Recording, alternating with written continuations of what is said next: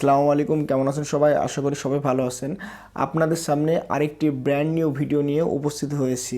আজকের ভিডিওটি হলো গুগল লেন্স। গুগল লেন্স কী করে ইউজ করবেন, গুগল লেন্স কি, এই ভিডিওতে বিস্তারিতভাবে আমি বলে দিচ্ছি আপনাদেরকে।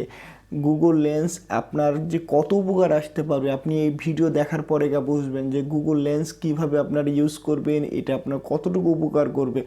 বর্তমানে যারা আমরা বর্তমানে যেসব স্মার্টফোন বাজার থেকে কিনি, প্রত্যেকটা স্মার্টফোনে সাধারণত বিল্ডিংভাবে এই গুগল লেন্স এখন দেওয়া থাকে। আর যেখানে দেওয়া থাকে না, আপনারা খুব সহজেই আপনার মোবাইলে গুগলের প্লে স্টোর থেকে আপনি এটা ডাউনলোড করে নিতে পারেন।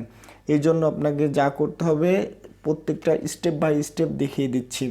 তার আগে একটি কথা, যারা আমার এই চ্যানেলে নতুন এবং এই ধরনের ভিডিও পছন্দ করে থাকেন, তারা অবশ্যই আমার চ্যানেলকে সাবস্ক্রাইব করবেন এবং সঙ্গে থাকা বেল বাটন ক্লিক করতে ভুলবেন না, কারণ আমার এই চ্যানেলে টেকনোলজি রিলেটেড বিভিন্ন ভিডিও আপলোড করা হয়ে থাকে। আর যারা অলরেডি আমার চ্যানেল সাবস্ক্রাইব করছেন, সবাইকে থ্যাঙ্কস। চলুন শুরু করি। প্রথমে আপনাকে আপনার মোবাইলে প্লে স্টোরে যেতে হবে। প্লে স্টোরে গিয়ে লিখবেন গুগল লেন্স। গুগল লেন্স যখন লিখলাম, দেখছি এখানে আমার অলরেডি এটা আমার মোবাইলে বিল্ড ইন আছে। যেসব মোবাইলে নাই, এখান থেকে সিম্পলভাবে ইনস্টল করে নেবেন।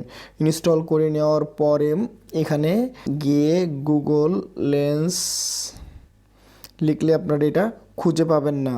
অনেক সময় দেখবেন যে এখানে গুগল লেন্স বললে দেখবেন যে সেই অ্যাপসটা আছে।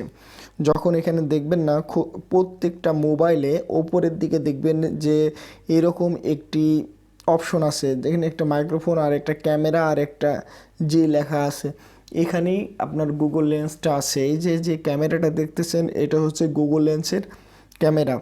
এই ক্যামেরার উপরে আপনি ক্লিক দেবেন।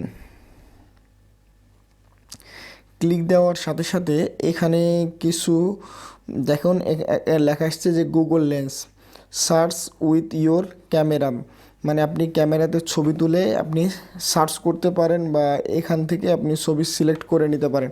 মনে করেন যে আমি এই ছবি তুলছি, এই যে একটা দেখেন,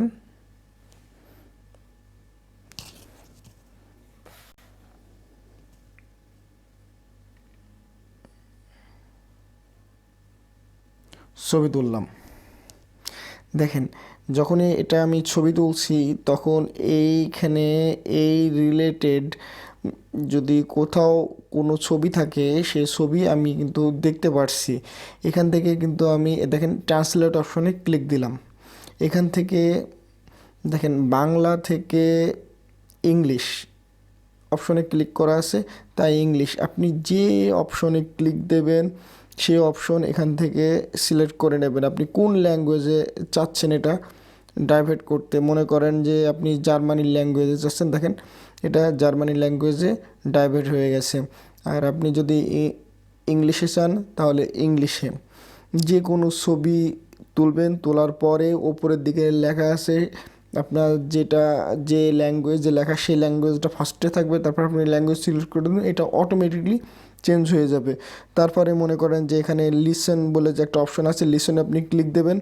প্রত্যেকটা ওয়ার্ড বাই ওয়ার্ড সে আস্তে আস্তে পড়ে পড়ে আপনাকে শুনিয়ে দেবে।